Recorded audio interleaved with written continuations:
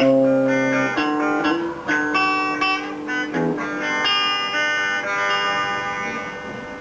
người ta ước vùng ngày nào bao ngày qua dưới tuổi học trò, làm quen người và có nụ cười thôi. Em về đâu dưới trời thật buồn, anh về theo hướng của cội nguồn. Mà yêu người chẳng dám nói yêu. Về đâu em anh mang tà áo nắng, về đâu em vô tư trang giấy trắng. Kỷ niệm học trò tìm ta trao tiếng chưa thật hơn. Về đâu em anh mang tà áo nắng, về đâu em vô tư trang giấy trắng.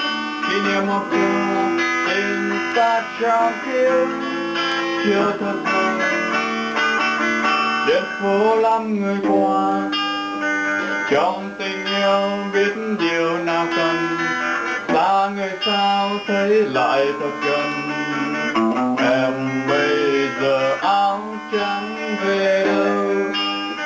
Đây tôi làm phép của nhiệm màu, quên làm sao ước vọng tình đâu.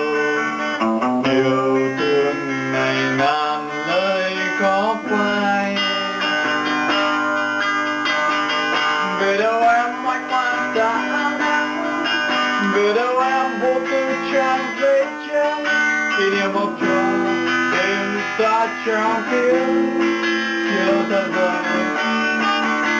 Về đâu em anh mang tà áo nắng, về đâu em vô tư trang giấy trắng. Kỷ niệm học trò đêm ta trao tiếng chiều thật vời.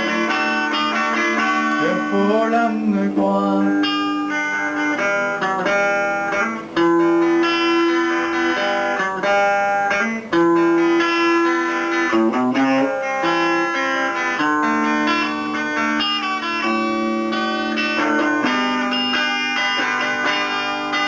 tuổi học trò mang bao ước mơ.